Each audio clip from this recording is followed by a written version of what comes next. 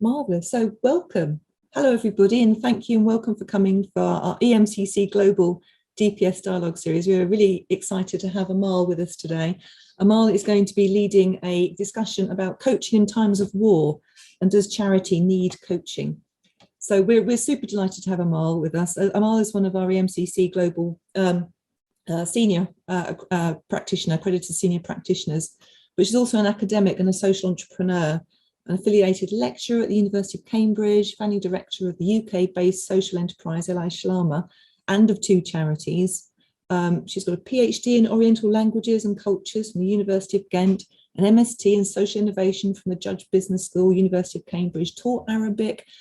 She is so accomplished. We're so excited to have Amal with us today. We've got 2 breakout sessions, haven't we, Amal? Yes, it's rather exciting use of Menti as well. So without further ado, I'm going to hand you straight over to Amal.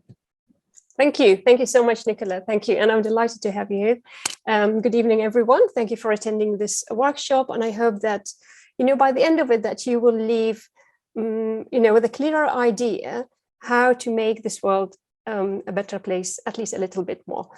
A disclaimer, so I have to start, is that actually the reflections in this workshop is mainly based on my experience as founder and director of a small charity, a UK-based small charity called Aradin Charitable Trust, and it was founded in Cambridge in 2012 with the aim of helping historic minority communities in the Middle East to preserve their endangered languages and cultures. So it was really very academic, it was very culture and heritage focused, and to achieve this goal, it aimed to provide communities with the necessary tools to promote a culture of peace. Because for me and for people who believed in, and for the other directors, it was very important to use culture as a means of peace, and it was really that culture of peace and beauty. So it was through education, social innovation, and informed discussion. It ceased to exist in 2020 simply because its mission and vision evolved. And I really believe that when you have a charity, it's different if you have a medical charity, which is you always have people with cancer and with diabetes. But if you have a specific charity, it is for a specific mission and vision. Once it has fulfilled its mission and vision, I think that it has to evolve, moved on, cease to exist to do something else. So I'll start with the first, let me just see if I can, start with the first slide here. So we have introduction and scene setting, then we will have a question, we will have a breakout rooms, summary, each group's finding, we can discuss that. Then we will go to the really substance or the meat of this reflection, which is about the art of doing charity. So we'll talk of, we'll speak of organizations and victims, experience and expertise, donors and expectations. After that, you will have question 2. So you'll go back to the breakout rooms, and then we will have a summary of your findings. And then finally, a way forward, and we will try and answer that question: does charity actually need coaching? If we look at our world in a nutshell, really, so this is what you have. You have the world in the middle, and we had fire, and we had COVID. We had terrorism, war, migration crisis, financial, energy crisis, whatever, and radicalism. And you see that is ongoing, it is not as if you have one problem that you finished and then you have a new problem. Actually, these problems are still ongoing. And they don't seem to come to a halt, and it is possible to deal with all these issues. Some of them are more related to each other than the other ones, but instead we are going to focus on war and its effects, and more specifically on its fleeing victims, or what we call refugees. We all agree that the refugee crisis in Europe has revealed a picture and raised questions about a society that is increasingly drifting towards the extremes. So this is really what is happening in our society: more and more extreme views. people fleeing in search of a safe haven is nothing new in Europe. We know that Europe has always received refugees, but the ongoing refugee crisis has now morphed into a thorny dilemma that no one would have expected a few years ago.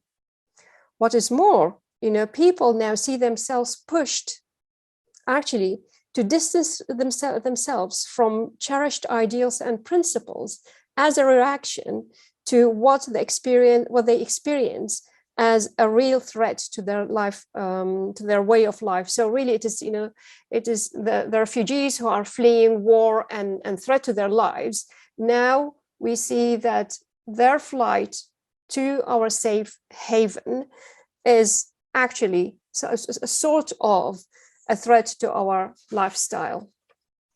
And the conventional answer to war has always been humanitarian aid and charity work.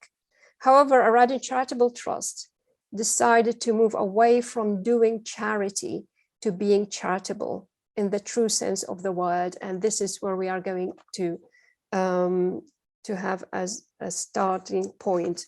So now we are going to talk about charity. And I would love first for you to vote, do you trust charities?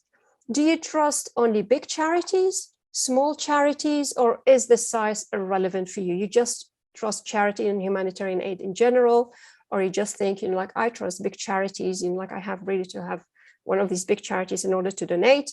Or some people would say, I will only donate to small charities, or really it's irrelevant. It is the issue that. So if you would like to vote on it, you can go to menti.com, you just enter the code, and then we will see it, it's going to happen live, so please feel free to vote.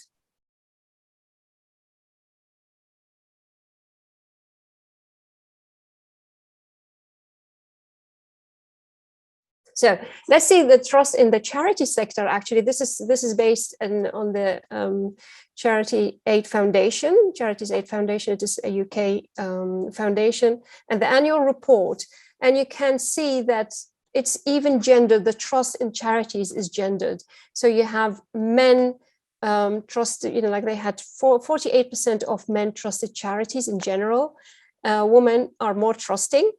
There is an increase in 2020, but can anyone guess why the increase in trust in charities? Anyone? So please feel free to put it in the chat. What do you think? Why do you think? What is this change in why there are now more people trusting charities than before? Can I chip in? Is it something to do with COVID, Amal? Exactly. Right? Because we have medical reasons. And when you have, cancer research, you have diabetes, anything to do with medical reasons, people trust them because, the money is going to sorting that problem. So this is really the difference between what happened, in 2018, where you didn't have many people, or you have really, nearly half people not trusting charities anymore. And then we are going to look at why there are many, of course, determining factor. If you want to answer the question, which I'm going to give you, is that So what is charity? What is charity? There are many, of course, there are many determining factors, whether geopolitical, financial, sociocultural, not to mention all the types of actors. Now you have so many people entering the charitable arena. Exploring all these connections in detail will be very interesting, but of course it will take us too far afield. So instead we will focus on the following question. And this is the question that I would like you to reflect on and try to answer when you are in the breakout room. Namely, how is it possible that all the big humanitarian efforts have failed so far to have any lasting impact on the list of the considerable challenges faced by victims of war and violence? There has been so much going on, and to be honest, it is what you have now is, as someone said, the charity sector, humanitarian aid, has size, volume, but it lacks depth. And how come that?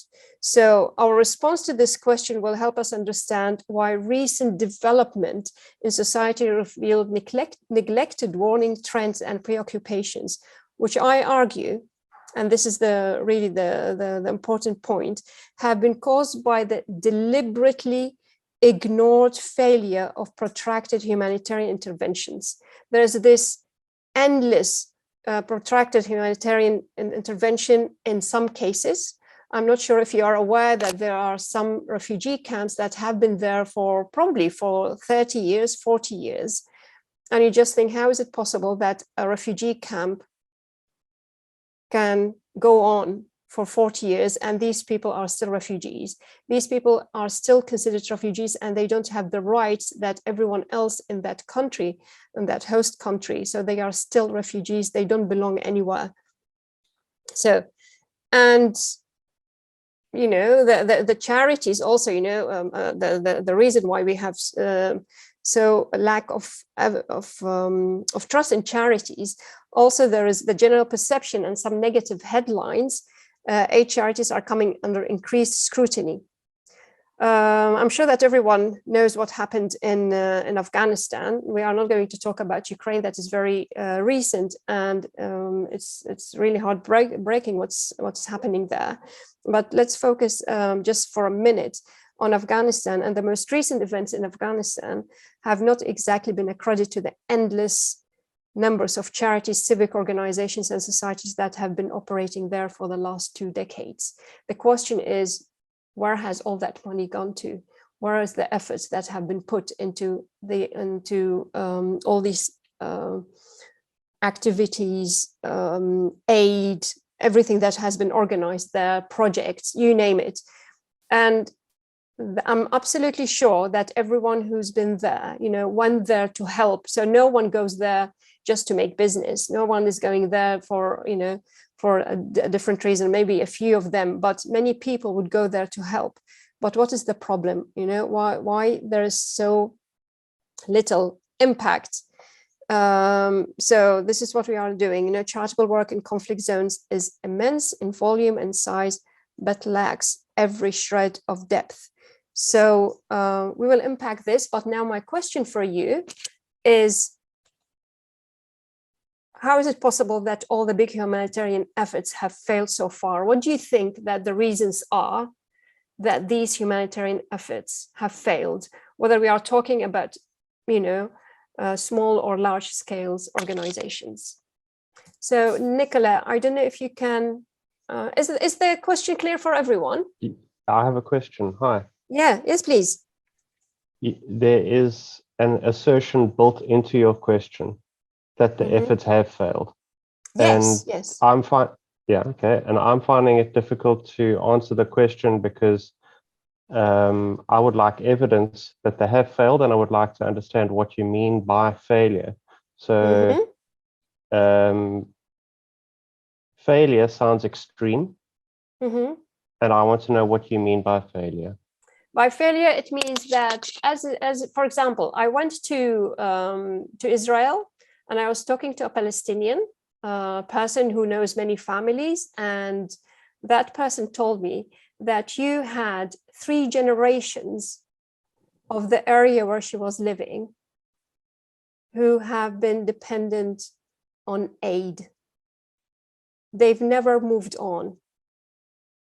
So they have been in need. They have been displaced and in need for the last, even though that there were many charities and organizations working there. So you have created, 3 generations. So you have 3 generations. So it was the grandfather, the father, and the younger generation. And that's why the younger generation decided to leave, because they couldn't see any future where they were. So yeah, that is one anecdote. Your statement seems to me to encompass a much wider scope. So you're saying humanitarian efforts globally have failed, which is wider than an anecdote of people in Palestine. So I want to No, know but what evidence is there. this was one of the stories. Like, I'm not saying that everyone have failed. There is a failure, yes. I mean, if you go to Afghanistan, and one of the like, I know people there who, like, they say, what have happened, and it was also in the news, what have happened to all the efforts that have been done, like, so you have been people working there, and of course they made difference, but it isn't that difference that you would have expected after 20 years. In Iraq, it was like the same thing. So, I've been I've been we're more getting familiar closer with to Iraq. what my question So you is have the same how do pattern. you measure failure? How I measure failure? Yes. Yeah, because, like, I mean, how do you know that something succeeds? Is from the results that you have, from the impact that you have on the community. And so I'm you have asking, how do you some measure that organizations, something's failed? like, I know organizations who have had a true impact on the community. So you could see that the community changed, and they were able to get themselves, with the help of the organizations, out of the situation where they were. But if you keep a community where it is and you just give them, that's for me a failure, because you are not solving a problem. You're not solving a problem. Like, it's like someone dealing with the symptoms, or someone dealing with the causes. So this is the whole thing. Like, you can treat the symptoms, but it doesn't mean that you have treated the patient. It is just, like, it's, the symptoms are not there anymore, but the root cause of that disease is not, hasn't been. And I'm not talking about politics, like, I'm not talking about political issues or regional issues. I'm talking about how refugees are being helped. So I'm not here. This is not about politics, and so this is really what I'm talking about. Like, is what change has been made to the lives of these people who have been refugees, who left everything behind. When you go back after 10 years, do you see that these people have managed to rebuild their lives, or are they still in the same situation that you've left them 10 years ago? So that's for me, like, if you see someone in the same situation after 10 years, it means that nothing has improved. And that's why, like, if you go to many communities that have been subjected, like, and as I said, this is not only, I mean, we are going to talk about the reasons why, which I think that play a role, but many people go there to help, but there's something in the system which doesn't seem to work. And we've got used to it. And that's why when you have so many young people leaving their countries because they don't see any future, and I've talked to these people, and they say, like, I don't want to stay here all my life depending on aid. They want to work. They want to improve their lives. Sorry, yes. Perhaps we can bring in Ksenia here as well. Yeah, Ksenia, please. Yes. Yes. Well, I wonder if it would be a good thing maybe to reframe the question. Mm-hmm. And even if we ask ourselves, is there alternative mm-hmm. to humanitarian organizations? Or is there alternative for change? And what to change? Maybe it is the question very generative, mm-hmm. Mm-hmm. and with a statement. I know for myself, I'm not prepared. I don't have enough information and knowledge about the work of organization. Mm-hmm. And just what the previous slide which you have showed, there are so much need in our world today for help from all kinds of humanitarian organizations and individuals. Mm. Because as you have shown here, there are so many, I would say, dramatic things going on. Yeah. And if we catch ourselves into discussion on how is war in Ukraine different to Afghanistan or to any other war? And at the same time, we know that, I don't know what was the latest number, I think it was 5.6 million Ukrainians yes, left their country. So, and there are earthquakes going on, and there are fires, and there are, I mean, so much things. So what do you think, Amal, how we shall use our time together the best way in trying maybe to reflect on some thing which is more narrow? Somehow I see the title was Coaching in Times of War. Yes. Where would you like us to take to reflect on coaching, right? Yes. Yes, since it seems that through this question I might understand that all humanitarian efforts in the world failed. And I think many of us feel like this is the truth. At the same time, we know in our hearts that there are so many humanitarian people and out of organization which helped and changed and saved many lives at the same time. And the example which you have explained is really totally extreme. And if you would like us to talk about that example, which the one in the one that people live for 30 or 40 years as refugees, people without country, without home, without rights, without anything, then let us go there. Help us, lead us there to talk about that.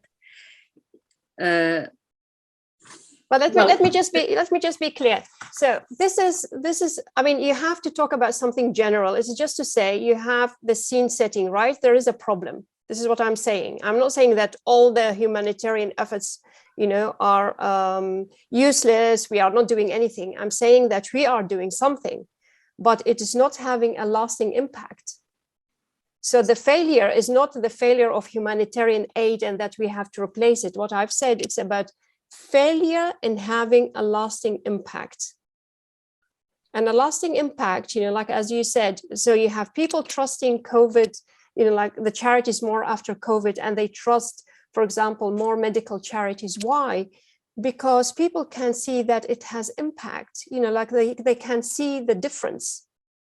But when you have in humanitarian aid and charities in wartime, so you have, of course, the first response, which is, it is very important.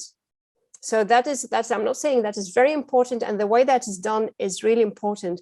What I'm saying is what is happening after the 6 and 7 months, because as you know, like the war, for example, in Ukraine, in Afghanistan, in Iraq, in Syria, in Yemen, they are going on and on and on. So it's not only that the first response that you have, which is really very important, but it is also, what are we doing, in the long term? So this is where I'm, so this is really the scene setting where it is very important to see that there is a problem that needs to be addressed. So it is not, and it is, I'm talking about the lasting impact. I'm not talking about, we have to get rid of all the aid.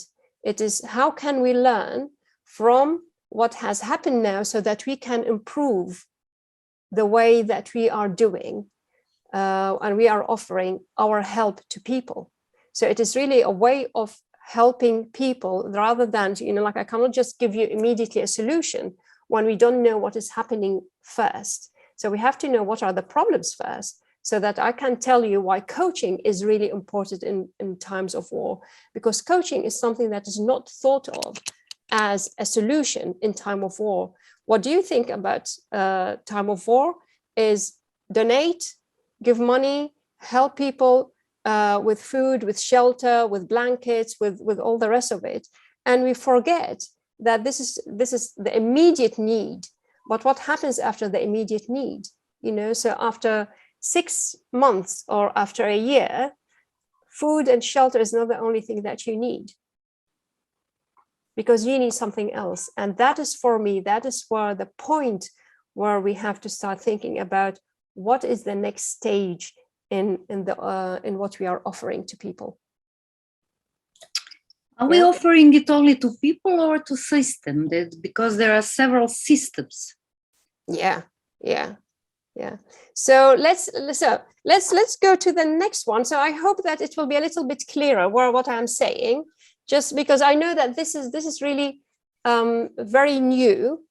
You know, this is a new idea, and I know that because the way that we relate with humanitarian aid, with the charities, you know, so it's a very sensitive things, you know, like it is a little bit unsettling, but we have to accept that there are things that we have to see and understand, so that we can see and understand, we can understand where people are coming from and why this reaction, why these extreme reactions in society.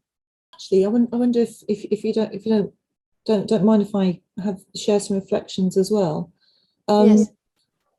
Because I think there's a role for humanitarian efforts. There's the dealing with the initial symptoms, and then there's dealing with the root cause. And sometimes the root cause is so multifaceted that you can't fix it by yourself. And there's all these other factors coming in as well, which just change the landscape so much. And there's, you know, there's a lot of moving parts. On the other side of it, fixing the symptoms, especially if the symptoms are quite visible. So if we see people with COVID, if we see people suffering, we see people in a refugee crisis, we as donors and funders are more likely to say, okay, please, so how can we help financially, or how can we help with our energy? Yeah. So I think people perhaps see more of an impetus to help with the symptoms than perhaps with the root cause, unless it's something which is really, really quite personal to them. So they say something maybe which is associated with, say, an illness which has touched themselves or touched their families, and they feel quite indebted and quite personal to that. So I think there's various different parts along the spectrum. And if we're thinking about humanitarian aid and thinking about the root cause, which I'd say is probably behind some of the maybe people living for 40 years or so in a refugee camp, and then the symptoms of let's see the quick fix, what can we do to help now? Then I think that there's probably a place on that whole spectrum. Yeah. And if we think about COVID, for example, what happens with COVID? You know, do you remember that people were trying first to deal with symptoms, right? So you have some symptoms and people were dying. There were many people dying. You know, like you try to treat the symptoms, and then they had to stop and say, hey, let's see what the root cause is here, because we are treating the symptoms and it doesn't seem to work. And that's why you have this, you know, like everyone was trying to you know, like all these trials on vaccines, on different things, you know, they were trying, so they didn't stop in the beginning. Yes, you have a problem, you are trying to deal with the symptoms, but when you see that dealing with symptoms is not enough, what did they do? They were starting to think about, you know, like we have to find that vaccine that is going to sort our problems, because without that vaccine, you know, we would have been where we were. I think we see a manifestation on a macro level. Yes, but there is a point where you just think, you know, we cannot stay where we are because we are not doing anything. At the beginning, yes, you know, like you try to do everything that is possible to solve that problem, because you know, suddenly you have this you know, flood of refugees coming, you know, like they don't have anywhere to stay, they don't have anything to eat, they don't have anything to wear. So you have to meet these immediate needs, right? And this is what happened with COVID, you know, all these people going to hospital, and then you just have to think, you know, we have a real problem here. We are trying what we can, you know, so we will try to meet the needs of these people. We are trying to treat them, but it is not working as we want. So we have to think about the next level. how we can really make things, like you want to have that paradigm shift where you can have a real change and a real improvement, right? And with the vaccine, we have been waiting for the vaccine, but once the vaccine was there, things have changed completely.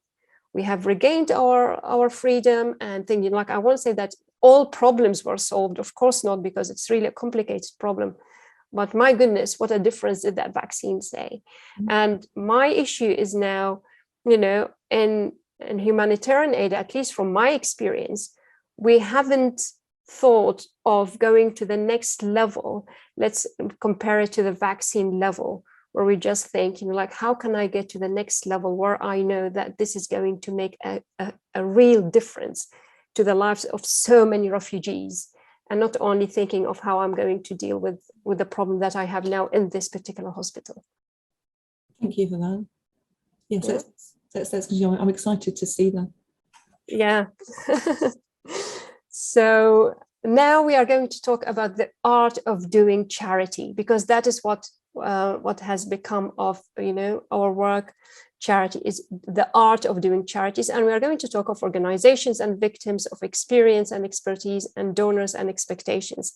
And again, I'm talking about something that I've discovered, so please don't think that everyone is like that. I'm just I'm going to tell you what I have noticed, and I want you to think about, have you ever come across what I am telling you, or is it that something that you say, I've never thought of it? I've given, like the talk to 2 different places, and some people say, you gave me exactly the word that I was looking for. I have seen this, So it depends on your experience, how much experience you have with the charity, but I think that more or less we will know if there is something that we do agree with it or not. But this is really open for discussion, and I want us all to see where we are going to. So this is something that I don't know if you agree or not. Dependency. That is a key word in humanitarian work. Now, anyone who works in humanitarian, the humanitarian field or charity, one of the things that you will hear about is dependency. And what do we do with that dependency? And with that dependency, so from my research, I have found out that really that dependency, you can have what I call charitable imperialism. You have pop-up crisis experts and quick fix donors. So these are the 3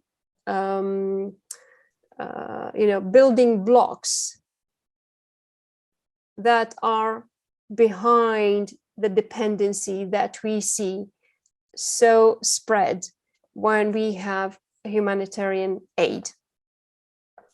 So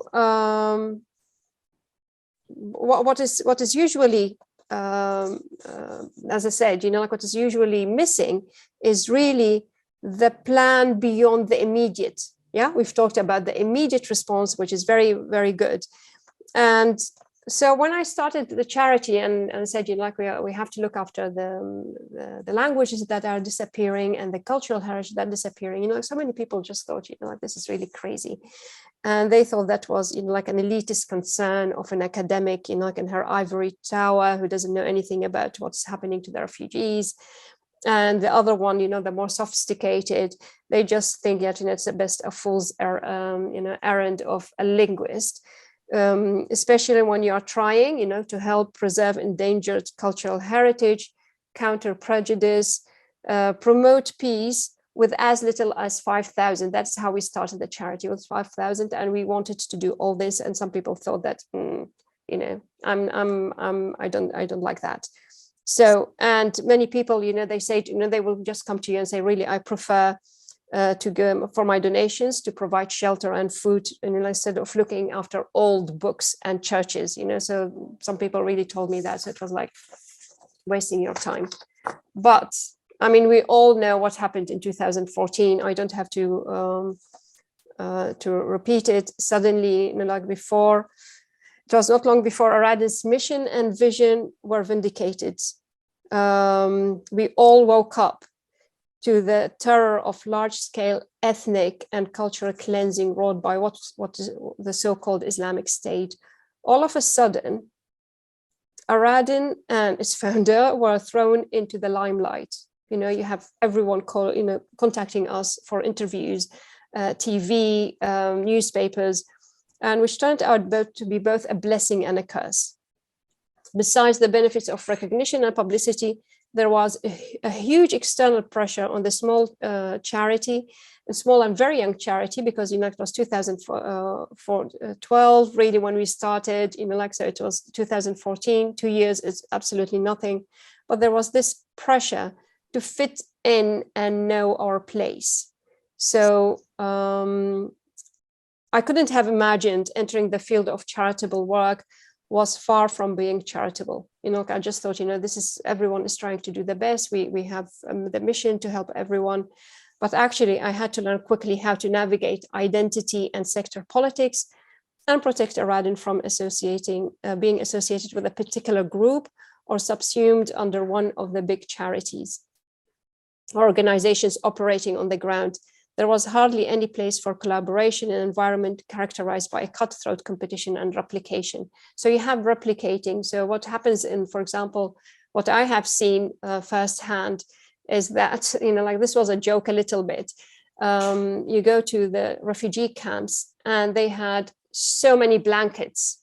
Some of them started selling them because every charity that goes there, they will go with the blankets and, they will just come. And then they had so many blankets, they really started selling them, because the refugees, and they said, this is not everything that we need, enough with blankets, don't give us blankets and tins and cans, it is enough, we don't want that. And someone really told me, and he said, look, I can work, I can do something, just use me, give me something to do while I'm waiting here, I can make a difference. So that's what I'm talking about. And after intensive 4 years of regular direct contact with various historic communities in the Middle East, we identified 2 obstacles to our missions. And this is where I'm going to talk about, and I hope that we will, I would love to see what you think of it. So the first one was corruption and what I call charitable imperialism. The failure of the charitable sector in general to reverse the devastating impact of war and protracted, it is just this really long, protracted refugee crisis are hampered by these 2 obstacles. So there is corruption and there is charitable imperialism. And let's have a look. And then, of course, you have charitable imperialism, and then there is this connected obstacles. They are rationalized and legitimized by too many pop-up crisis experts.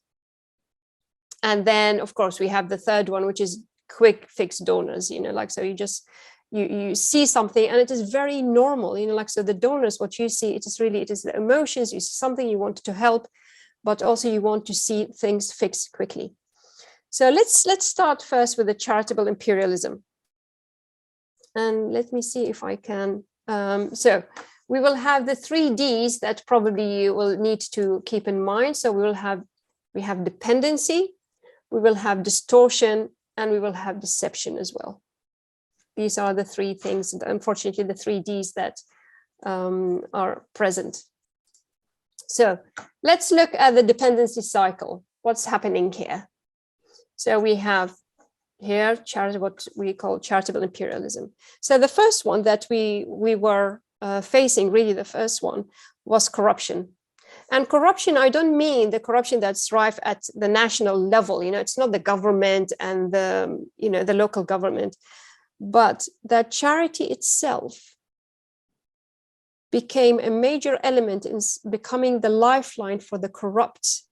And I mean corrupt at the very local level. And before, you can't imagine how quickly these, like in refugee camps and in communities where there are, people who are displaced, somehow some people manage to, to assert themselves as the ones who are responsible and the ones in authority. And, they are the ones who organize what's happening there, and they become the spokesperson, like for the whole community or for people who are there. So, and that's how the charity becomes the lifeline for them. And trust me, charity corrupts, especially when it becomes the means that translates charity into power. In fact, and this is, hopefully it will be good news, one of Aradin's greatest achievements has been the ability to help a village free itself from the clutches of really the most corrupt governing committee and their puppet head of a village after 25 years. They were 25 years, and we couldn't do anything, because when we started there, and we'll say, we talk to people and they need a bus, and there was someone who was going to give us the money to buy a minibus for their children to be taken to school. And of course, I didn't know. You go to the village and you ask people, and they say, oh, go to and talk to this governing committee. And they say, no, they don't need that. Afterwards, I realized that actually, because they were controlling all the transport, means of transport, and in order, for people to keep paying for them, because if you have a bus, actually you solve the problem, a minibus, you solve the problem of all these poor people who had to pay for their children. So they say, no, we don't need that, we need something else. And, but that's where we realize, we have here, after 2 incidents, I could see that there was something which was wrong, and with the corrupt, you cannot go, you can't have against them, directly. You have to be very careful how to do that, and we have done it in a way that was absolutely amazing. And the people managed, so there was this elections, local elections, and the corrupt couldn't believe it. They went and complained and everything, but you know what? They are there and they've lost, and they, people of the village are never going to be the same, because they knew that they could be free from these corrupt people. And here we have 3 key players typically present in a charitable imperialist structure. So first we have a wealthy benefactor bolstering his or her reputation as a socially responsible capitalist. And next we encounter a pop-up crisis expert who mistakes the combination of war tourism and a fan club for expertise. And finally, we have disinformed or uninformed audience looking for stories that fit their logical construction of reality. We all need these stories. So what is charitable imperialism? Charitable imperialism assumes the benign form of aid. So it is, like your aid organization or charities, but it has 2 distinctive features. It prioritizes the strings it attaches. There are so many strings attached to the donation, to the aid that it offers. And then it encourages victimhood. Victim communities stand always on the periphery. They are the means, never at the core of the initiatives. And second, charitable imperialism adopt the evergreen emergency. There's always need. There's, these poor people who are always there. And that is really their default structure for relevance and sustainability, because that's how you are still relevant. And this requires a continuous search for real and presumed victim groups and communities to take charge for them in their best interest. And trust me, there are people on the ground who are very willing to do that, so they become the ones who are there to look after the communities and their best interest. And they know that they can rely on these people. In reality, charitable imperialism is more lethal than it looks, for charity is given only to those who dare to lower themselves and pick it up. And this is, I'm quoting, like an author, Dostoevsky.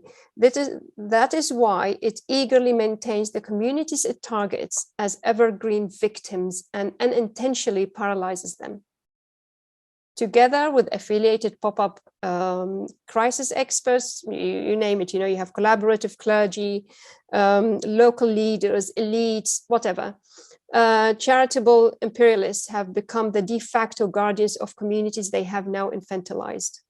So they are there to help, but you are helpless because you have really to be there, you know, like you are kept where you are so that you can benefit from the aid. And that's why you have these communities, which is sometimes, you know, like, I mean, you come into the system, but I don't know how somehow, you know, the communities are where they are, and if they need to benefit from the system, because even if people at some point don't do it intentionally, you have people on the ground. For them, it's a way of asserting themselves, and they become the powerful people, and they became the ones who are responsible for that community. So it is all about power.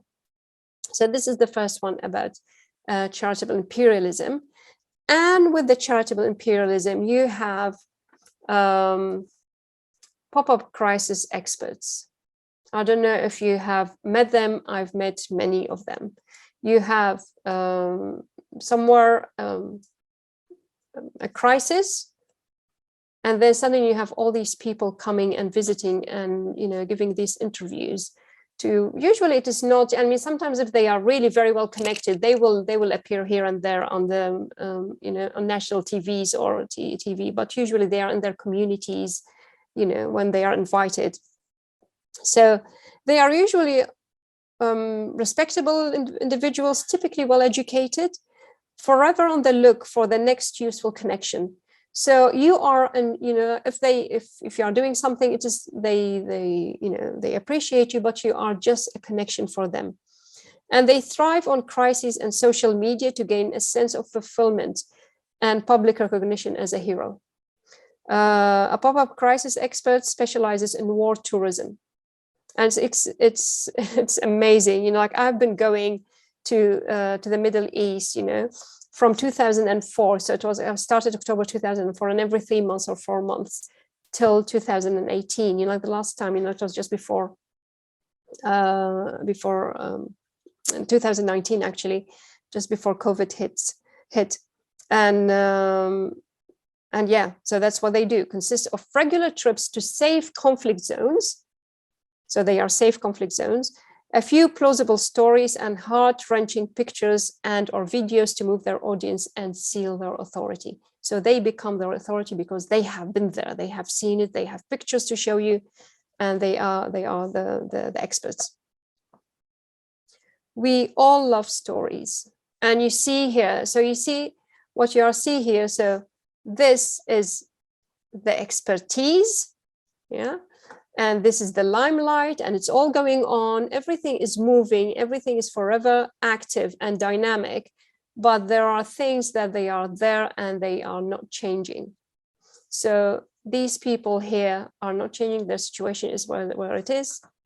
The war is going on, and this is the image. You know, like, so, you know, there's this hit us all. And then, but you know, this is the same. So nothing changes. The tents are there, people are there, but there are things that are happening, you know, there which are very active. And this is sometimes the picture that we get about a situation. And then finally, you have what I call quick fix donors. We all love stories. So do funders, aid organizations, and especially pop-up humanitarian crisis experts who thrive on the stories they tell and the protagonists they select and present to a receptive target audience. They know that we are keen, we really need to know what's happening. And they know that we don't have so much access. And this is their opportunity.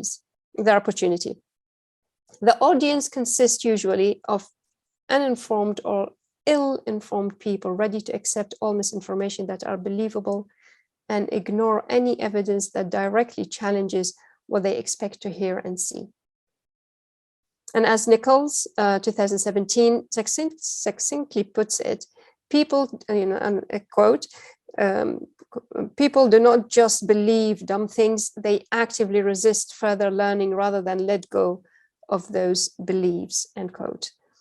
In the end, in the land of the blind, the one-eyed man is a king.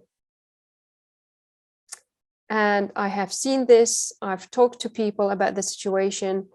They just don't believe you. And one of the things, you know, like, I don't want to complain and say, you know, it's a woman, But actually, if you are a woman and you see what's happening, you know, people, they just think that, oh, you know, this is very emotional. It is a small charity. They are trying, you know, they are this, they are that. But they don't believe. Some of them, yes, they do. And that's why we have people who would only donate to us, because they knew that we knew exactly what was happening. And what we did as well, we couldn't publish or make known all the people we were helping because of the corrupt people. We've tried 2 projects and they destroyed it. They literally destroyed these projects. So we just decided, okay, we are going to help people without letting anyone know. And guess what? These projects, we are not talking, because a small charity, we are not talking about thousands of people that we helped, but we helped a few projects and they are still thriving and going on. And actually one, you know, is employing now other people, but no one knows. You know, we've agreed that no one knows that it is us who is helping them. We have pictures, we have all the evidence to show that it is us who is doing it, but for their sake, you know, for their sake. So I would say to the donors, if you want me to show you anything, I can show you, but I cannot put it in my social media. I cannot put it anywhere. I cannot publicize it because it's going to affect these people. So this is you know, when you have to think about the people on the ground and not only about yourself and about the way that you publicize. You know, someone also said, you know, like I quote, no knowledge can be based on pure experience. It's not only about the experience that you go and you see something, you take a picture and you just think that I'm an expert. And as you see here, victims of terror and displacement were turning more and more cynical, as countless pop-up crisis experts paraded their dusty, narrow streets and refugee camps to take pictures and interview them only to never show up again. I was able to find myself what their daily pain points were and share their frustration of missing the bare necessities. I was even threatened by the same corrupt people who had been targeting them for 2 decades. Someone came to me and I said, you know, like he phoned me and he said, you know, I think that you have to be careful a little bit. You're still a young woman and you can, you know, you have the whole life in front of you. So maybe it is better not to, you know, not to do too much, you know, just stay where you are and look after the things. So, you know, I threatened them back because I've learned how to deal with the corrupt. There's a way of dealing with the corrupt. So, but as you see, you know, victims are where they are helped, but that help is really calculated. So we cannot possibly shed our responsibility by hiding behind a role or a function. And complexity becomes the norm, where detecting corruption in the charity sector becomes so hard to spot, except for the flagrant examples, which mostly involve financial misconduct. What is ultimately overlooked is the onset of a corruption wave that inundates the minds and hearts of evergreen victims. So that's why what I call them, you know, like they are the evergreen victims. And some of them refuse that, but there are some people who play because they know that, you know, they will be there because it's for them, it's okay, they get the aid that they need. So it's a sort of, you know, people agree to play that role as well. So it's not only charities and people who go and impose themselves, because in the end, if you are not willing to play that role, no one can force you to play that role. But there is something which is going on, which is unfortunate, and some people are just desperate. You know, they don't have any other way but to accept the conditions that they are under. So this is the time for you in like to react, to comment, to reflect, and let me know if you recognize anything of this, or you just think I've never thought about this. This sounds like unrealistic to me, whatever. But I would really love to hear what you think of what has been said so far about the dependency cycle and the explanation. That this is not the explanation, But from my own experience and, you know, what I have been doing, this for me is one of the major problems and one of the problems that definitely needs to be solved. You know, when you're talking about pop-up crisis experts, I've come across that in the past as well, and I've never really thought about it until you described some of the characteristics of that. But I remember, so in my career history, I used to be a journalist. I was a reporter, I remember reporting in a particular area, there was a lot of charity work going on, but certainly there was this one guy that always used to contact us because he had something he needed to say. In that same example as well, I remember a lot of people collecting things like blankets and, you know, tins of food, and, you know, sending trucks out to the area, and at the other end it caused a massive headache, because now all of a sudden somebody had to rent a warehouse to put all this stuff in that you want in the first place, because there was lots of other stuff that one could buy in that area. We didn't need to have the stuff. Cash would have been nice. Yes. And actually, a lot of local businesses went out of business because of a mad influx of things like baby grows and baby clothes. So the people who make a living selling that went out of business because there was all the free stuff. Yeah. And I think it was all great intentions, really, really great intentions. And the motivation of the people that sent the stuff over there was really tangible. And, you know, it was coming from a place of love. But the execution, the manifestation of it didn't have the desired effect, and actually then the desired effect didn't really come out, or the not the desired effect, the actual effect didn't really come out. So a lot of what you're saying there, it sounds, I recognize a lot of that, and I've never really thought about it in those terms until you've described that dependency cycle there. I think the thing for me, or the question for me, is what can coaches do, and to whom? So where is the intervention best from a coach? Because one would say perhaps one doesn't want to coach the pop-up crisis expert to be up in a crisis, but where do you think that the intervention should be? And what's the role of coaches in that? Yeah. So I'll answer that. That will be part 3. Okay. This is really because that's why we are here, right? To answer that question. So, but thank you so much. You know, like, I'll definitely answer that question. I don't know if there's anyone else I have here. Evangeline said, "I'm not surprised to hear the ugly truth, but it's good to hear it from you just to be confirmed. Thanks for sharing." Yes.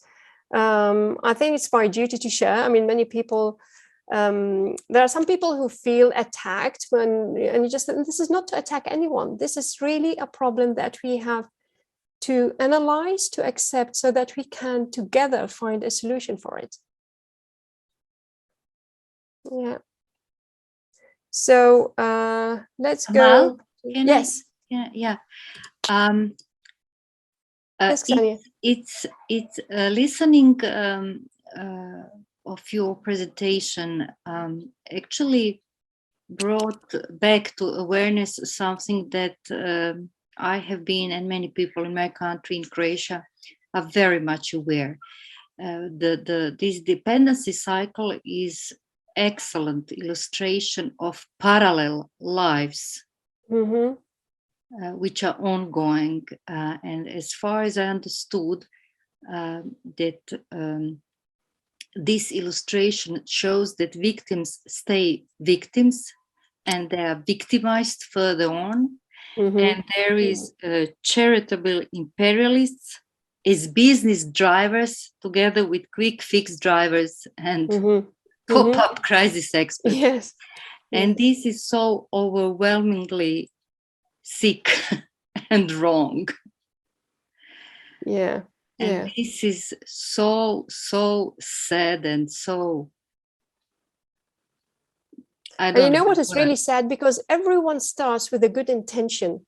So you have really very few sick people who would say, oh, you know, this is a war, you know, like, I mean, you have human traffickers, you know, like when you just hear that in the news, what is happening to the Ukrainians, women and, you know, children, that there are these traffickers, you know, waiting for these people. I just say, my goodness gracious me, what is wrong with these sick people? So I'm not talking about that level of evil intention. You know, if you go and talk to each individual person, you know, they really want to help. But the only problem, I think, what I see is that they put themselves first.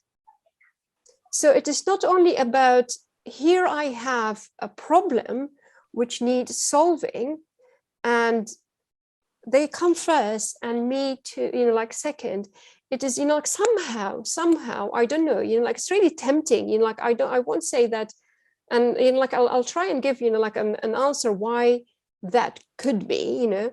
But if you talk even to these pop-up crisis experts, really, I mean, if you talk to them, as I said, you know, they are decent people, well-educated, you talk to them and, you know, they really want to do something good, but somehow this limelight and this aura of expertise and to be the expert and the one that you know, I mean, most of them also don't speak the language. They don't know anything about the area, the region, and they become, you know, simply because they go a few times to these places, they take pictures and they become experts. It's like, what is going on with you people? I mean, aren't you scared of being uncovered? But as I say, they have their fan clubs, so they know to whom they talk, and it is a sort of a silo. You know, this is what happens really. These people are admired. They have their fan club, and that's how they, you know, and it's about connections, you know, so it's the next connection that you have and they introduce it to someone else and so on. But but what is, for me, what is really sad, it all starts with good intention. The donors and lack of transparency. You know, the donors, they really want to help, you know, so they give money. It's not that they just thinking like, but they need results. Tell me, Amal, what do you find these UK results on trust in the charity that is the CAF annual report. You know, like I can send you later the. No. I'm just interested on your opinion. These results, how do you explain them? Is this more or less average, close to 50% of trust? Yeah. Is this, you know, enough? Is this okay? What does this result show us? Yeah, you know, I had many people coming to our charity and saying literally that they only donate to us because they trust what we are doing. Yes, and that was my thought when you put on Mentimeter. Yeah, I only trust. I put size irrelevant because I don't trust them at all. Yeah, exactly. You know, like I didn't want to. I was missing negative, that, you know? Question. Do you trust any of the charity organizations? Exactly. You know, I think that there are, you know, like also there are charities we can definitely trust. We have to look. And how can I know as a plain citizen whom to trust? Because we had recently, I mean, some 2.5 years ago, that there was a huge scandal in Caritas in Zagreb, and people were talking and showing and trying to prove for I think 5 years about theft and corruption, awful corruption, and they couldn't. And all of a sudden, I don't know, one event helped the whole thing to untangle and to show and to put this on all news. So I think that many charity organizations people do not trust on one hand. On the other hand, I somehow, I think I understand and I hear something that was not said, but it is like that people send money or whatever to charities just to clean their to clean their to feel good. To feel it is that feel good factor which is important. Yes. You know, like you just think, you know, like I'm doing something, you know, like so you feel good Yes. about it, about doing something. Yes. Yeah. And it's very human, right? When you do something, you feel really good about yourself when you think that you are helping. So yes, but this is also to free our own consciousness that you actually didn't do much. Yeah. The amount is not relevant if it is given to trustful source, and which you can follow that it will be used for real victims. Exactly. Exactly. The same thing we have here with we had 2 years ago awful just during the first months of COVID, awful earthquake. Still people do not, 2 years after, they still didn't get their homes repaired. They still live in containers. You know, I don't want to be very negative, but this is I know someone whose house, you know, like he had a big house, 10 bedrooms. Okay. It was completely destroyed by the terrorists, completely. So he lost his car, he lost his business, he lost his house. There was a point where someone, you know, there was some charities asking people who lost their houses, please take pictures, send them to us, and we are going to repair your houses. He sent them a whole CD-ROM of pictures. I mean, there wasn't anything left in that house. You know, like every room, he absolutely took a picture of everything. And do you know what? He's still waiting for a reply. Yeah. So coming to the beginning of my question, is there any alternative to charity? Yes. Alternative, I don't know, you know, but there's always hope. We have to live on hope, you know, and this is, so for me here is really the most important thing is that not to say that charity doesn't work, you know, like we are not here to, you know, it's not a revolution, you know, like we are not rebels here to say we are going to start a whole revolution and we are going to change everything, because you know, like I'm not a rebel, you know, I'm not for revolutions.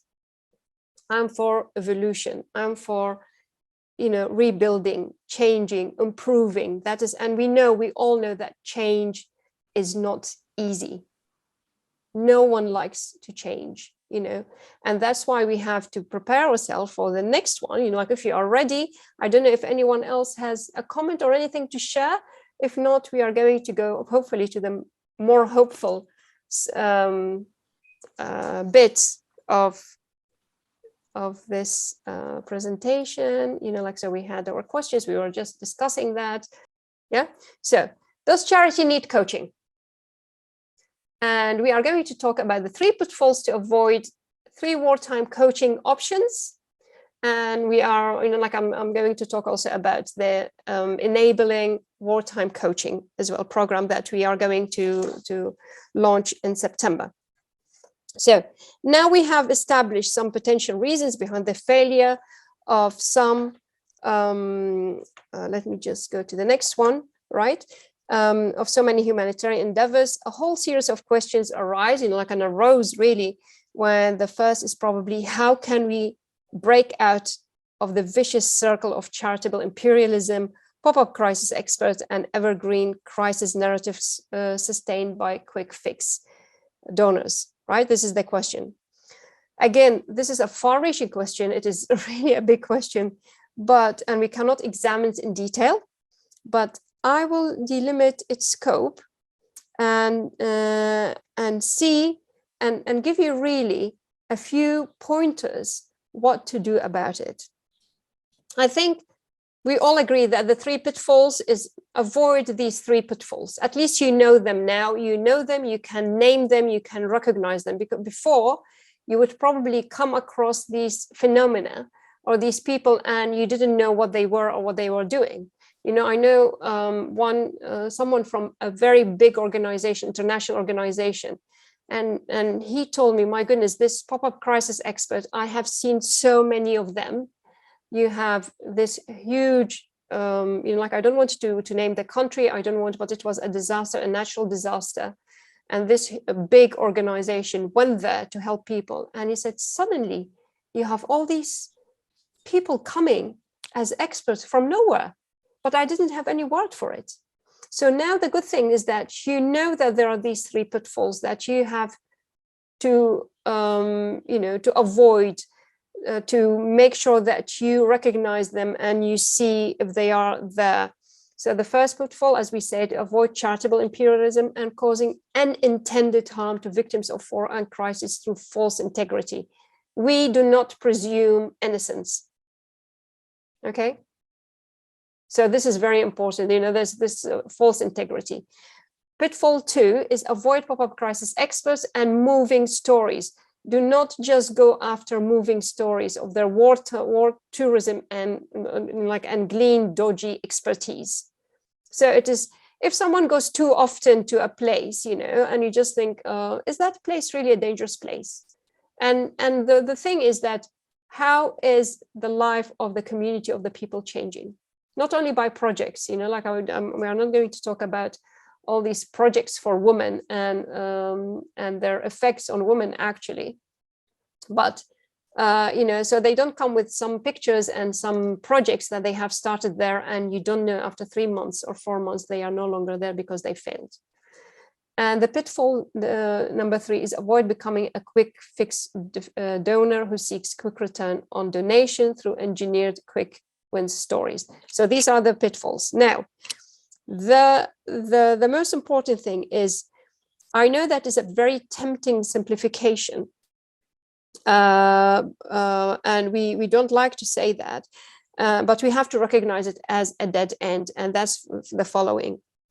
So clinging to the belief that pure altruism is the sole ground on which every charitable involvement rests. That is not true.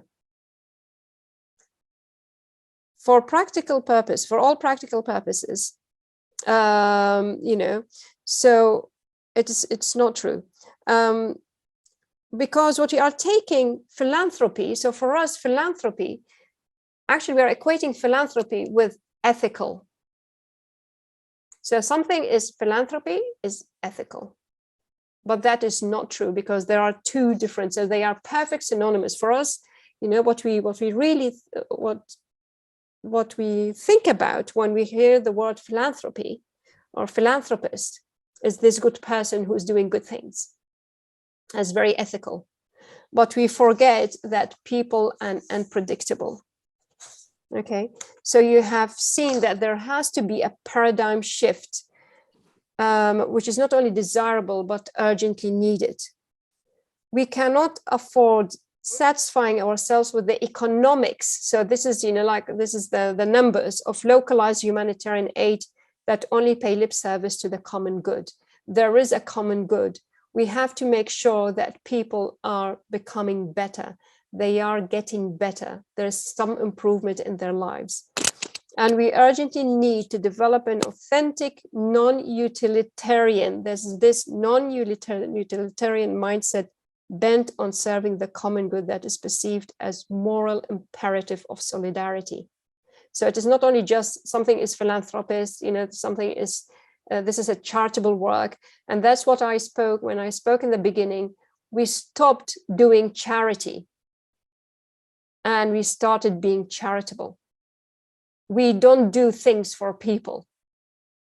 We help people to do things. So this is when you show the real charity. You believe in people. You treat them as equal. You don't treat them as someone, you don't infantilize them. You don't victimize them. They are victims, yes, but you don't victimize them further.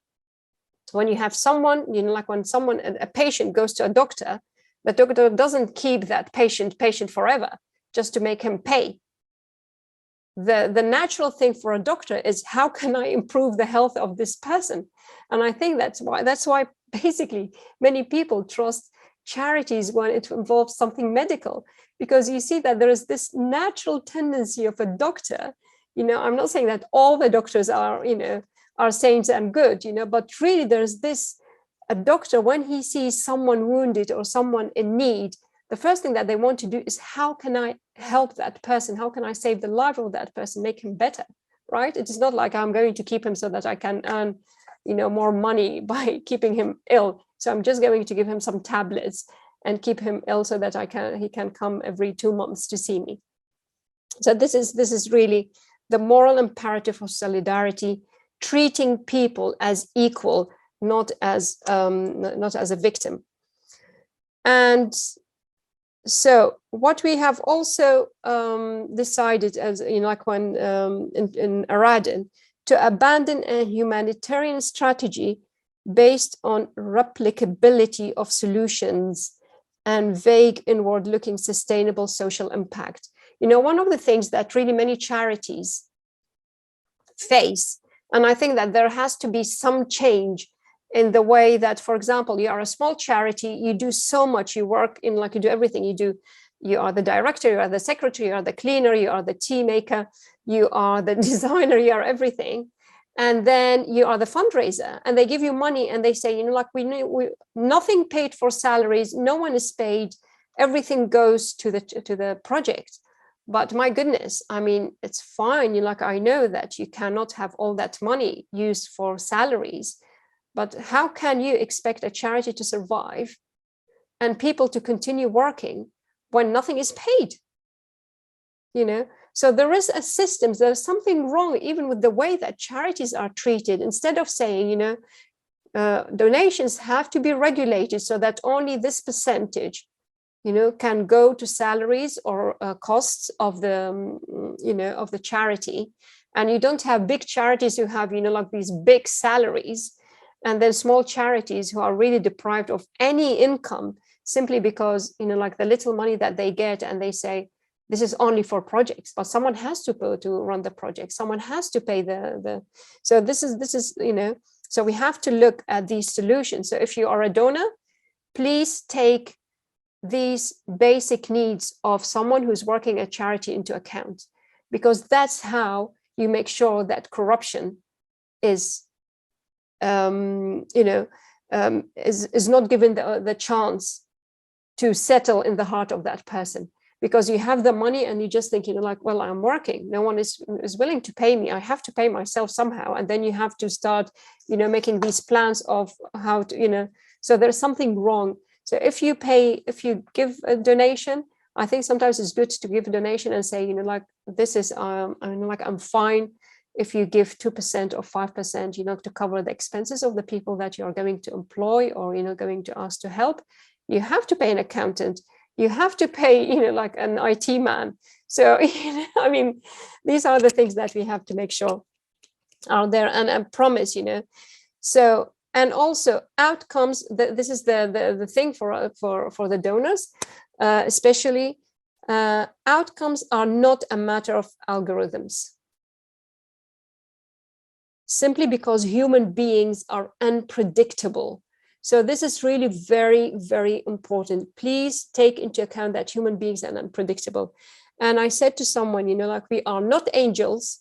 So not the people who are working in the charity are angels, not philanthropists are angels, and not the victims or people on the ground are angels. So we are working with human beings, and actually with human beings who, like, who have all these temptations of having, like, so big charities, suddenly they see this influx, so much donations, and they want to keep that level of donations. So there's something which is, which is there, and it's a temptation that we have to be really very strong and say, no, like, I'm not going to fall into that temptation of just trying to keep that money coming in. So what we have done in Aradin, we've adopted an outward-looking strategy. So we were going to resist the pressure of producing quick fix success stories that make us and our audience and supporters feel good about ourselves. So if you have, if I go tomorrow to the Ukraine, like, and I'm helping, and I said, oh, look, like, I have this project for all these women, for these children, and look at all these pictures and the video that I'm coming, fine. But really, if I were you, I will go 6 months later or a year later and say, hey, you have shown me that fantastic project. I want to donate, but could you please tell me what happened to that project? So we cannot just come to you and show you these amazing projects, at the beginning, and then after 3 months, we know that they have actually failed. You have the right to ask me what happened to that project that I supported in the beginning. And sometimes things fail, we helped some, we brought a whole bakery. We paid absolutely everything for a bakery to start somewhere in a village. And the corrupt made sure that the bakery only worked not even a week. And we refused to, they were waiting for us, just to force us to give it to them or to hand it to them. And we didn't. We sold it at the end at some loss, but we didn't give in. And that was really important for people in the village to see that, we can resist and we can say no to these people.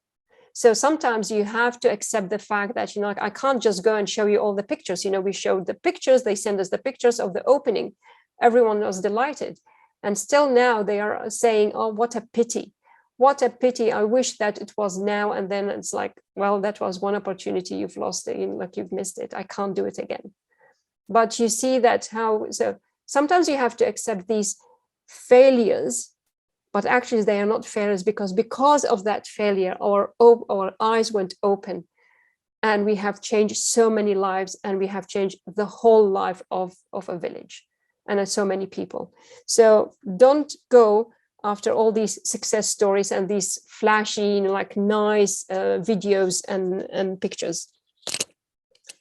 And so that was one of the things that we have done.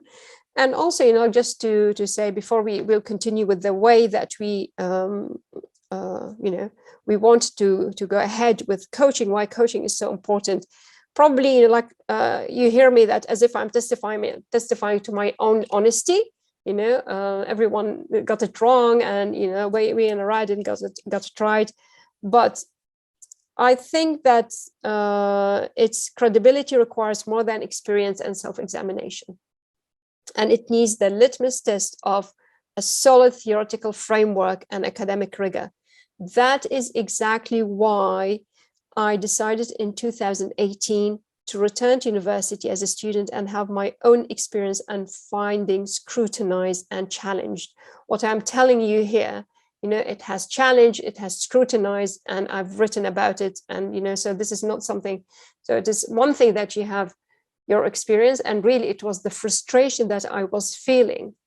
And there were two options in front of me, either to become an activist and go and, just demolish everything and, criticize everyone and say, this is all false, this is all wrong, this is all ugly.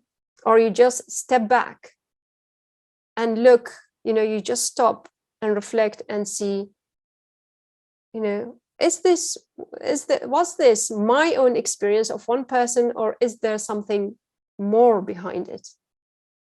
And unfortunately, I wish it was only my own experience, but this is where I come, this is how I had that time to go and reflect and see, I was able to see all the links. And that's how I was able to even to name them, So it is really very important for us not to just to react, it's not the first reaction. Sometimes if you don't know what to do, probably it is the time to stop and reflect and see if you can study more, ask for information before you can take the next step.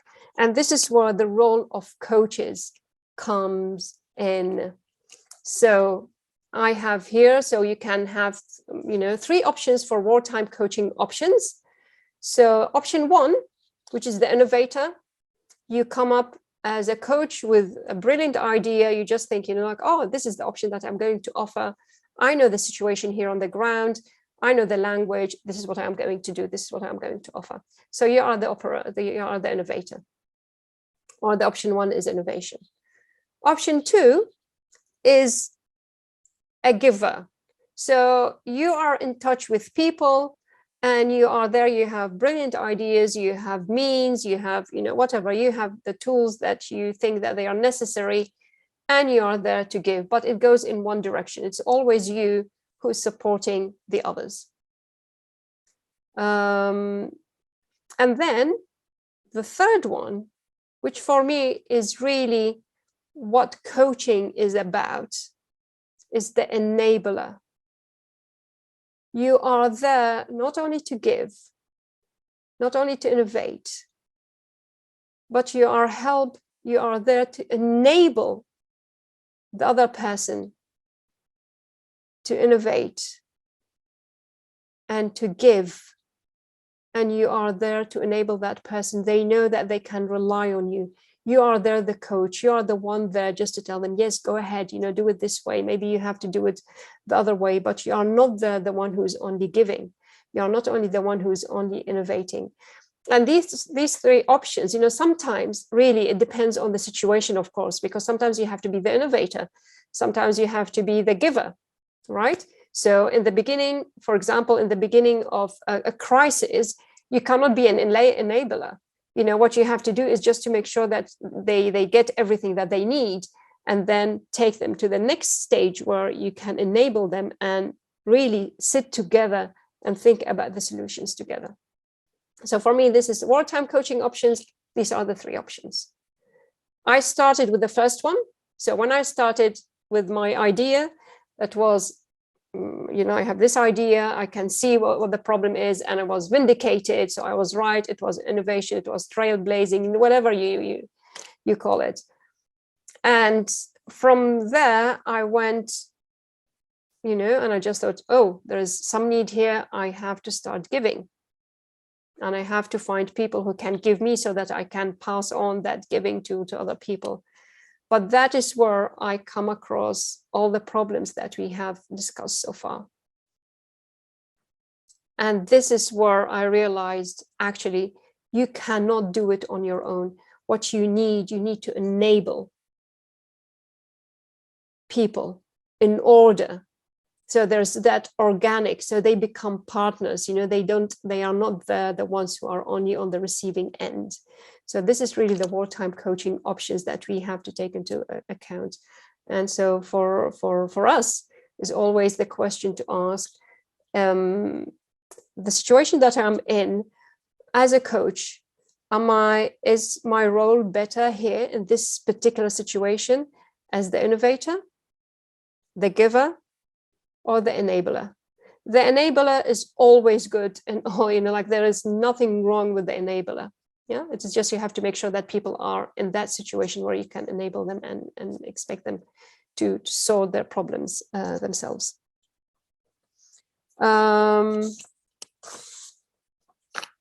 So, and here, this is what you need as a coach. So you need inspiration, we need teamwork. This is not only in a business, we know that all these terms are, something that we use in business and in teamwork. But actually, what I'm calling here is the signature program we are going to launch in September, and it's called Enabling Wartime Coaching. Enabling Wartime Coaching. We are going to see how we can inspire, how we can build teams in any situation. So it will be a sort of a counterbalance that corrupt committees and people who are there, like how we can build these teams who can change, who can improve the lives, and the opportunities that are there for the communities. And there are some really, really good people who are there just waiting for us to enable them, waiting for us to trust them, to collaborate with them, and to believe in them that they can succeed. Because the problem is that when we victimize someone, we just think poor things, we cannot see them succeed. They are just, oh, poor things, like so little, they have so many problems. And sometimes we really need to get these people to think about something beyond their problems, beyond the immediate, beyond the now. So what we are going to do is going to help coaches become true enablers of victims of war. And this is really very, very important. It is one of the things that we do in Aradin. Artisans of their own destiny. The only ones that can change their destiny is the refugees, and they are the ones and the displaced people themselves. We've started especially with women. So we stopped with all these projects, the typical projects, you name it, sewing projects and others. And we started looking at educating people, educating women. And so far, we have 4 people, 4 women who successfully, one is going to graduate now as an IT specialist and is going to change the life of her family. We have another one, you know, so we are going to do that. We were a small charity, and we are going to continue that with Ilanta Leadership Institute for Intercultural Excellence and with Eli Shlama. It was just because of COVID that things, you know, were not that easy, but we are going to continue that, and we are going to change one life at a time. We are not a big charity. I can't come and tell people, oh, look, you know, like we've changed the lives of 150 women. We've changed the life of 3,000 people. No, we've changed the lives of particular people, you know, like, so they are 10, you can count them. But my goodness, they are changing the lives of other people in their communities. They are happy, they are fulfilled, their life is absolutely changed. And you know what? They are not dependent on us. They are completely independent on us. We just gave them that push in the back. And my goodness, I mean, really, you know, I mean, that's what we are going to talk about in the signature program. We are there, you know, like we're just showing them how we've learned in, you know, in detail about all the projects, and we can show them, and then they can talk to these people and learn from them and hear from them about what really made that, you know, difference to them. So basically, this is this is a very exciting time. It's unfortunate that we have one more war to deal with, but this is one of the solutions, and I'm very excited to do that. So I hope that you can join me on that journey. And so thank you so much. That sounds like an absolutely exponential type effect that you're having on the lives of those 10, literally 2 hands full of people, but stretching out arms across much space there, and we follow them, you know. So what we do, we don't help someone, we really follow them till they reach their, you know, till they achieve their goals. So it's, as I said, you know, just be very, very careful with someone. If I come tomorrow to you and I said, oh, we are going to help this person, and you have to ask me, has she graduated? What is she doing now? You know, is he still in, you know, working? Is that project still going on? And this is the whole thing, you know, is there any improvement? And I said, you know, like one of them, honestly, you know, he's employing people. You can't believe what a successful business. He's, you know, like his business has become one of the most flourishing businesses in that area. And he came and he had absolutely nothing. We work with someone who is, you know, really a delight, very, very honest person. It is so difficult. And he went to him and I said, what can I do? You know, like I don't see anything, you know, like there's no future for me. And that's why he phoned me and he said, can we help that person? You know, like I really trust him. And yes, we can. And, you know, if you see the pictures and what was really so wonderful, he was recycling old furniture. So it was good for the environment, and we wanted to encourage people, you know, so he was collecting all that, you know, stuff that people were throwing away. And sometimes, you know, there they will throw it anywhere. And then they were turning them into, you know, stunning pieces of furniture, you know, like it's just amazing, really, it's just amazing. It was good for everyone, you know, for these people to get rid of their stuff. It was good for nature, it was good for him. And as I said, you know, like he is one of the most successful businesses, you know, so it is just really amazing. But in order to do that, you know, you have to follow people, you have to make sure that you are there. And also accountability is very, very important. We don't just give money and tell them, good luck, just make sure that, no, they're accountable. And we have our system of making them accountable, so they know that very well. They cannot fool us or, if they come to us, they know that is serious work. And so far, so we can build on that experience. And then, hopefully we can share that experience with other people just to make sure that they know how to spot all these problems in projects and help other people. Like if I'm sure that there are some people who are in charity, charity staff, volunteers, people who are in the humanitarian sector, and they come and they need really people who understand where they are coming from. Just and not, yeah. Angeline, who's been hanging on your every word, I think, has thank you. said that Thank it's you. 30 a.m. in Singapore where she is at the moment. My goodness, I'm wow. Thank you. Thank you. But you've taken us on such a journey, Amal, from the initial questions and the sharing of the model, all the different players that there are, and some of the, who used the word ugly truth earlier on? Yeah, Evangeline has ugly truth. Yeah, it was sometimes it was uncomfortable listening. Yes, it was the truth. And I think you've taken us on such a journey through your thought processes, and to hear those inspirational stories at the end, and really how coaching can make a really long and lasting difference, and sure that sticks as well. Yes. For me, coaching has to be really part and parcel of that humanitarian work, because that's what they need. They really need coaching, and they need coaches, as I said, to inspire them, to believe in teamwork, to collaborate with them, to believe that they can succeed. It's very important, because sometimes they don't believe that they can succeed. So you have to be the one to tell them, yes, you can do it. Yes, you can do it. And then it is really what we have these three words, like one of them with the D's, the three D's, one was distrust.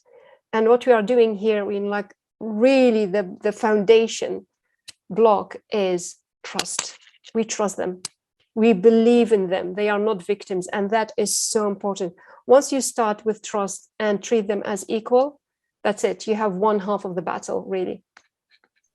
I think that's a definition of victimization that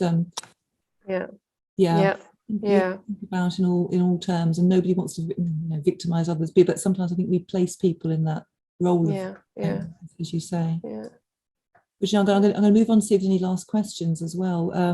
Does anybody have any last points they want to raise or want to say to Amal?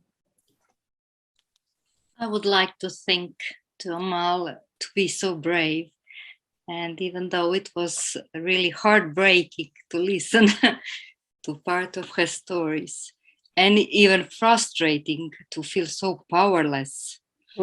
But as you said, one family at a time, one person at a time, it makes a difference. And thank you for that.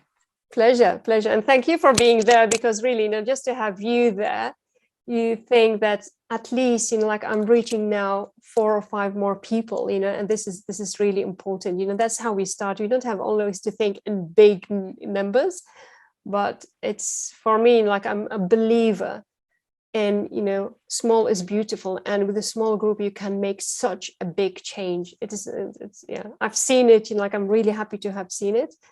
But as I said, it's not easy, because you fail miserably, but we didn't fail, and people were really impressed by that as well, that we didn't give up. We weren't scared of threats, and I think that you have to show by example. Yeah, and this reminded me actually the idea that during the COVID time with EMCC, we had this coffee. What was the name? Coffee meetings. It was a so nice name. I forgot the name. Was Keep in touch. Keep in touch, and this and that. And it just dropped to my mind whether it would be useful for you.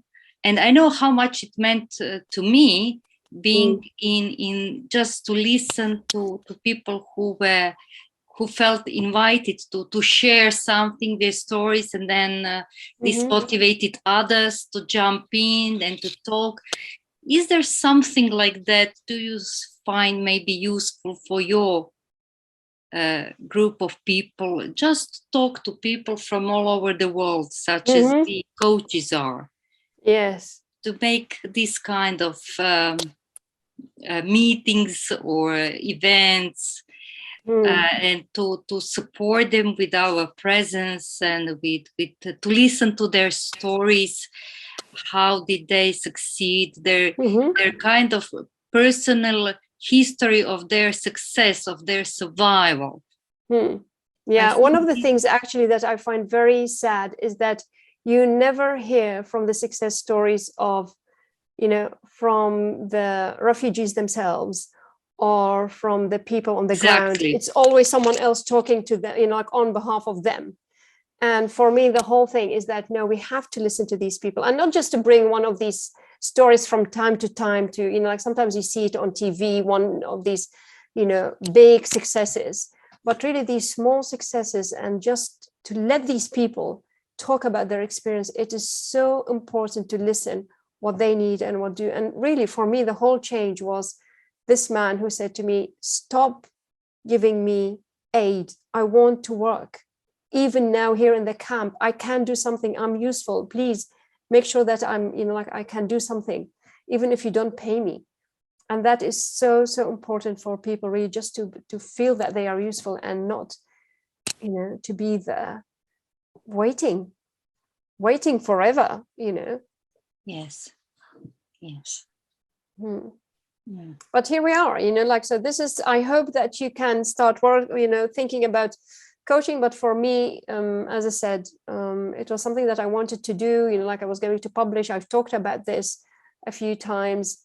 It is much longer than this one, but it is very academic, so I don't want to bother you with all that. But really, what happened in Ukraine just opened my eyes, and I just thought, this is not something that I can leave.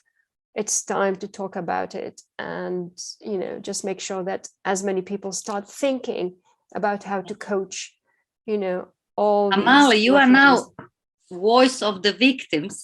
Yeah, so that's what I would love. Yeah, that's what I'd love to do. And I told them, honestly, that's what people told me. And they said, no one is listening to us. No one is interested in listening to us. They don't want to hear us. And it is really heartbreaking. And to be honest, sometimes I went to conferences and people were not happy with what I was saying. Because there is a narrative that they want to push. And if you come with another side of that story, it's they weren't very, very happy. There were sometimes, you hear people talking about the same area and you just think, my goodness, are we talking about the same place that I visited a few months ago?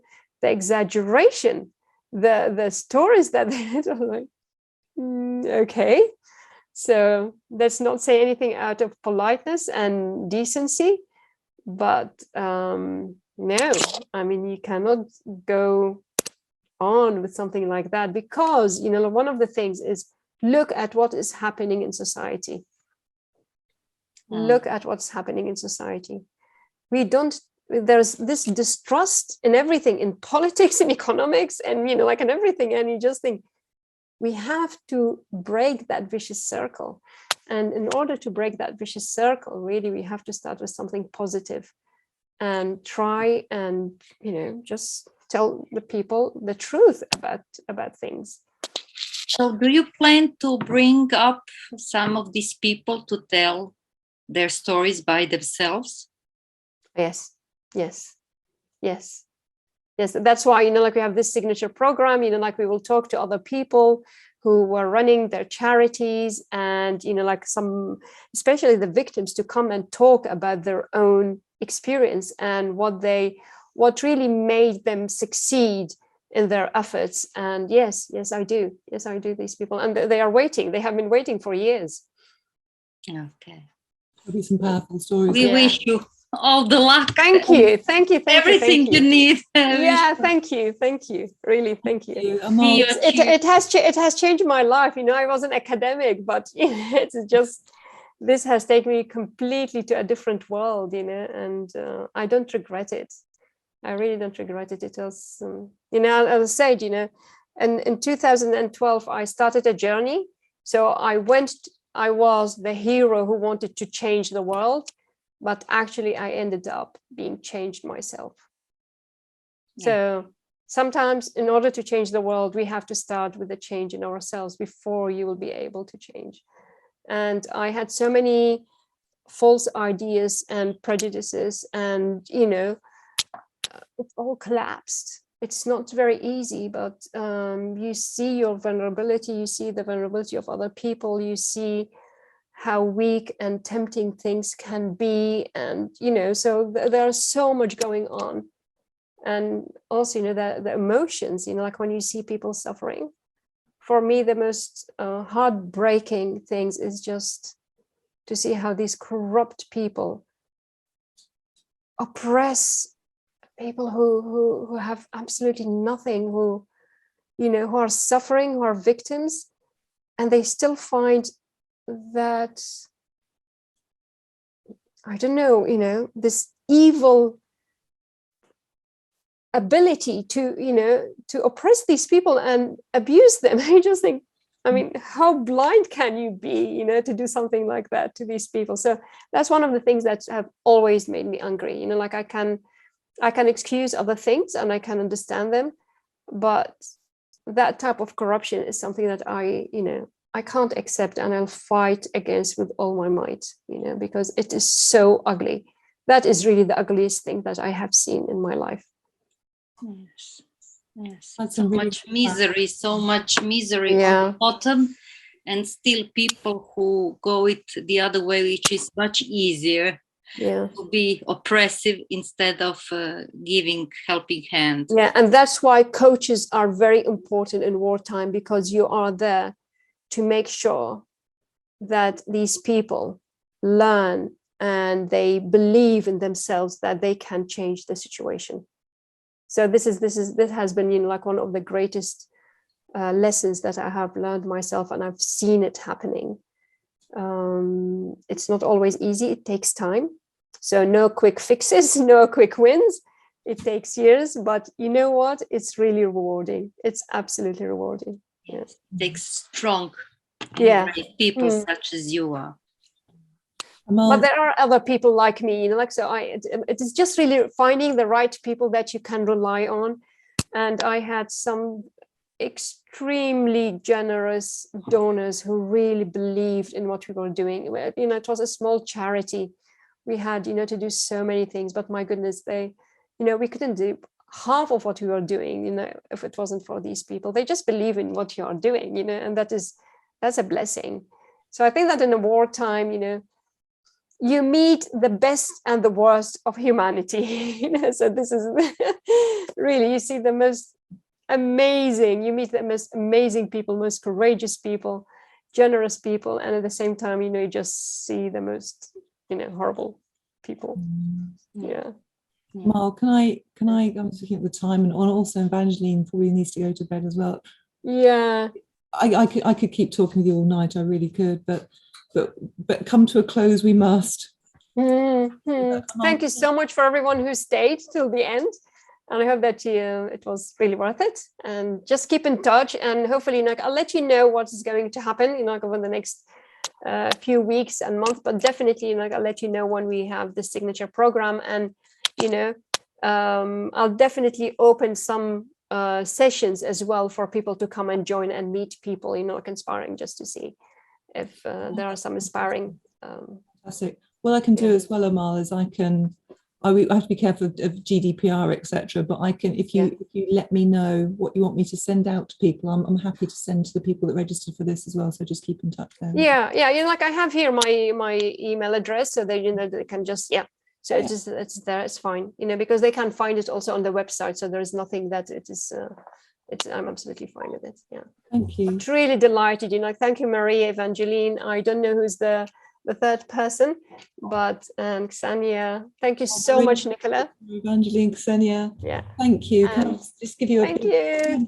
thank you for such a fascinating conversation and taking us on such a journey. Thank you. Yeah, pleasure. Excellently prepared and so much knowledge on it and experience, and thank you for bringing this important topic. And there is nothing else, maybe beside everything you already do, is just to talk and bring this out, and and just keep on rolling. Yeah, I'll definitely do. That's my mission now, right? You know, I've seen it, I have to spread it, and and thank you, really, thank you for the encouragement. You know, it's really important. Yeah, thank you so much, everyone.